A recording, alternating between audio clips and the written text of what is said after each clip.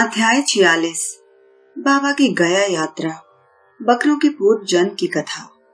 इस अध्याय में श्यामा की काशी, प्रयाग व गया की यात्रा और बाबा किस प्रकार वहां इनके पूर्व ही पहुंच गए तथा 2 बकरों के गत जन्मों का इतिहास आदि का वर्णन किया गया है।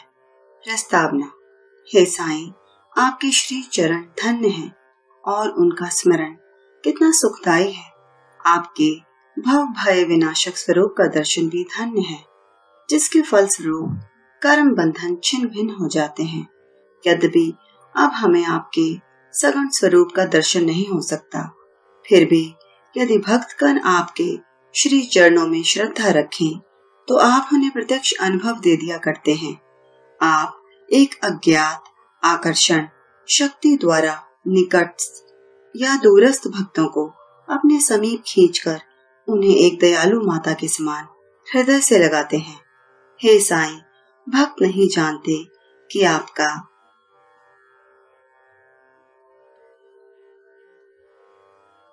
निवास कहाँ है, परंतु आप इस कुशलता से उन्हें प्रेरित करते हैं, जिसके परिणाम स्वरूप भासित होने लगता है कि आपका अभय हस्त उनके सिर पर है और यह आपकी कृपा दृष्टि का परिणाम है कि उन्हें अज्ञात सहायता सदैव प्राप्त होती रहती है। अहंकार के वशीभूत होकर उच्च कोटि के विद्वान और चतुर पुरुष भी इस भवसागर की दलदल में फंस जाते हैं, परंतु हे साईं, आप केवल अपनी शक्ति से असहाय और सुहृदय भक्तों को इस दलदल से उबार कर उनकी रक्षा किया करते हैं।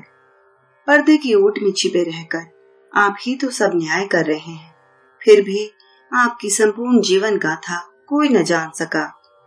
इसीलिए यही श्रेष्ठकर है कि हम अनन्य भाव से आपके श्री चरणों की शरण में आ जाएं और अपने पापों से मुक्त होने के लिए एकमात्र आपका ही नाम स्मरण करते रहें। आप अपने निष्काम भक्तों की समस्त इच्छाएं पूर्ण कर उन्हें परमानंद की प्राप्ति करा दिया करते हैं। केवल आपके मधुर नाम का उच्चारण ही भक्तों के लिए अत्यंत सुगम पथ है। इस साधन से उनमें राजसिक और तामसिक गुणों का हास होकर सात्विक और धार्मिक गुणों का विकास होगा। इसके साथ ही साथ उन्हें क्रमशः विवेक, वैराग्य और ज्ञान की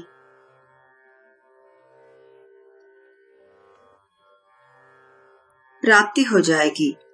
तब उन्हें आत्मस्थित होकर गुरु से भी अभिन्नता प्राप्त होगी और इसका ही दूसरा अर्थ है गुरु के प्रति अनन्य भाव से शरणागत होना। इसका निश्चित प्रमाण केवल यही है कि तब हमारा मन स्थिर और शांत हो जाता है। इस शरणागति, भक्ति और ज्ञान की महत्ता अद्वितीय है, क्योंकि इनके साथ ही शांति, वैराग्य, कीर्ति, मोक्ष इत्यादि की भी सहज प्राप्ति हो जाती है। यदि बाबा अपने भक्तों पर अनुग्रह करते हैं तो वे सदैव ही उनके समीप रहते हैं, चाहे भक्त कहीं भी क्यों न चला जाए, परंतु वे तो किसी न किसी रूप में पहले ही वहां पहुंच जाते हैं। यह निम्नलिखित कथा से स्पष्ट है। गया यात्रा। बाबा से परिचय होने के कुछ काल पश्चात ही काका साहेब दीक्षित ने अपने ज्येष्ठ पुत्र बापू का नागपुर में उपनयन संस्कार करने का निश्चय किया और लगभग उसी समय नाना साहेब चंदौरकर ने भी अपने ज्येष्ठ पुत्र की ग्वालियर में शादी करने का कार्यक्रम बनाया। दीक्षित और चांदौरकर दोनों ही शिरडी आए और प्रेम पूर्वक उन्होंने बाबा को निमंत्रण दिया। तब उन्होंने अपने प्रतिनिधि श्यामा को ले जाने को कहा, परंतु जब उन्होंने स्वयं पधारने के लिए उनसे आग्रह किया तो उन्होंने उत्तर दिया कि बनारस और प्रयाग निकल जाने के पश्चात मैं श्यामा से पहले ही पहुंच जाऊंगा। पाठकगण कृपया इन शब्दों को थोड़ा ध्यान में रखें, क्योंकि ये शब्द बाबा की सर्वज्ञता के बोधक हैं। बाबा की आज्ञा प्राप्त कर श्यामा ने इन उत्सवों में सम्मिलित होने के लिए पहले नागपुर, ग्वालियर और इसके पश्चात काशी, प्रयाग और गया जाने का निश्चय किया। अप्पा कोते भी श्यामा के साथ जाने को तैयार हो गए। प्रथम तो वे दोनों उपनयन संस्कार में सम्मिलित होने नागपुर पहुंचे। वहां काका साहेब दीक्षित ने श्यामा को 200 रुपए खर्च के निमित्त दिए। वहां से वे लोग विवाह में सम्मिलित होने ग्वालियर गए। वहां नाना साहिब चौंधौरकर ने 100 रुपए और उनके संबंधी श्री जठार ने भी 100 रुपए श्यामा को भेंट किए। फिर श्यामा काशी पहुंचे, जहां श्री जठार ने लक्ष्मी नारायण जी के भव्य मंदिर में उनका उत्तम स्वागत किया। अयोध्या में जठार के व्यवस्थापक ने भी श्यामा का अच्छा स्वागत किया। श्यामा और कोते अयोध्या में 21 दिन और काशी में 2 मास ठहरकर फिर गया को रवाना हो गए। गया में प्लेग फैलने का समाचार रेलगाड़ी में सुनकर इन लोगों को थोड़ी चिंता सी होने लगी। फिर भी रात्रि को वे गया स्टेशन पर उतरे और एक धर्मशाला में जाकर ठहरे। प्रातःकाल गया वाला पुजारी, जो यात्री के ठहरने और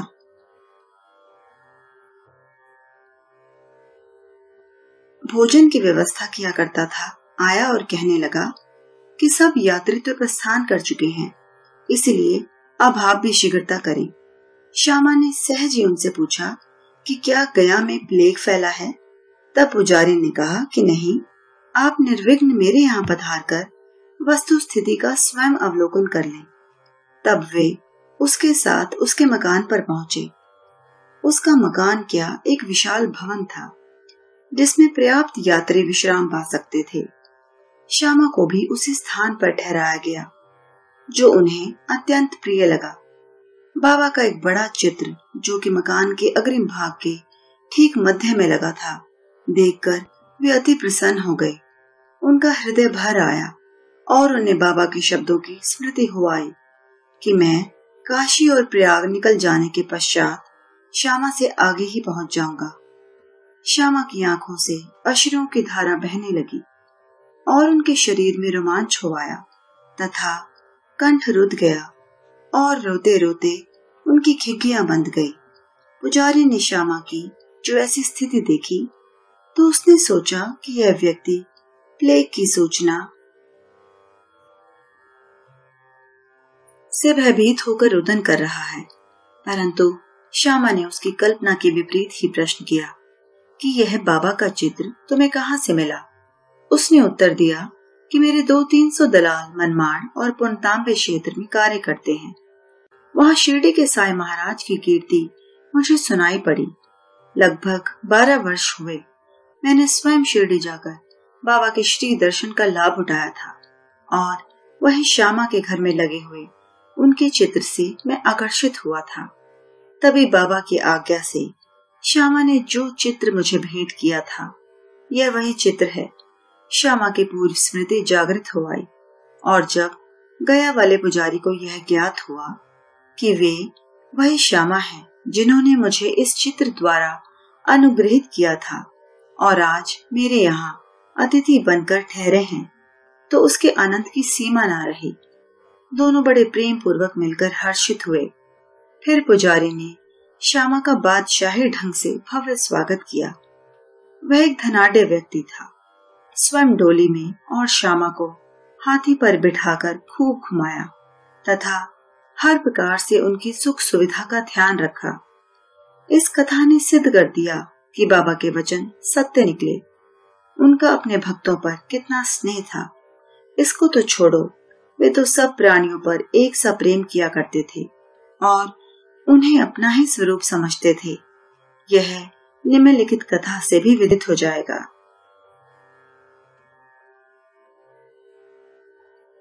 दो बकरे। एक बार जब बाबा लेंडी बाग से लौट रहे थे तो उन्होंने बकरों का एक झुंड आते देखा। उनमें से 2 बकरों ने उन्हें अपनी ओर आकर्षित कर लिया। बाबा ने जाकर प्रेम से उनका शरीर अपने हाथ से थपथपाया और उन्हें 32 रुपए में खरीद लिया। बाबा का यह विचित्र व्यवहार देखकर भक्तों को आश्चर्य हुआ और उन्होंने सोचा कि बाबा तो इस सौदे में ठगे गए हैं, क्योंकि एक बकरी का मूल्य उस समय 3-4 रुपए से अधिक न था और वे 2 बकरे अधिक से अधिक 8 रुपए में प्राप्त हो सकते थे। उन्होंने बाबा को कोसना प्रारंभ किया, परंतु बाबा शांत बैठे रहे। जब श्यामा और तात्या ने बकरी मोल लेने का कारण पूछा तो उन्होंने उत्तर दिया कि मेरे कोई घर या स्त्री तो है नहीं जिसके लिए मुझे पैसे इकट्ठे करके रखने हैं। फिर उन्होंने 4 सेर दाल बाजार से मंगाकर उन्हें खिलाई। जब उन्हें खिला पिला चुके तो उन्होंने उन बकरों के पूर्व जन्मों की कथा इस प्रकार सुनाई। श्यामा और तात्या, तुम सोचते हो कि मैं सौदे में ठगा गया हूँ, परंतु ऐसा नहीं। इनकी कथा सुनो।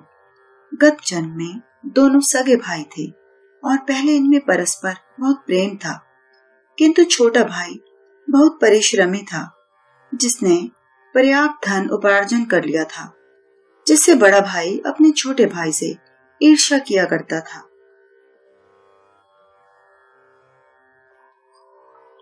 इसलिए उसने छोटे भाई की हत्या करके उसका धन हड़पने की ठानी और अपना आत्मीय संबंध भूलकर वे एक दूसरे से बुरी तरह झगड़ने लगे। बड़े भाई ने अनेक प्रयत्न किए, परंतु वह छोटे भाई की हत्या में असफल रहा। तब वे एक दूसरे के प्राण घातक शत्रु बन गए। एक दिन बड़े भाई ने छोटे भाई के सिर पर लाठी से प्रहार किया। तब बदले में छोटे भाई ने भी बड़े भाई के सिर पर कुल्हाड़ी चलाई और परिणाम स्वरूप वहीं दोनों की मृत्यु हो गई। फिर अपने कर्मों के अनुसार ये दोनों बकरी की योनि को प्राप्त हुए। जैसे ही वे मेरे समीप से निकले तो मुझे उनके पूर्व इतिहास का स्मरण हो आया और मुझे दया आ गई। इसीलिए मैंने उन्हें कुछ खिलाने पिलाने तथा सुख देने का विचार किया। यही कारण है कि मैंने इनके लिए पैसे खर्च किए, जो तुम्हें महंगे प्रतीत हुए हैं।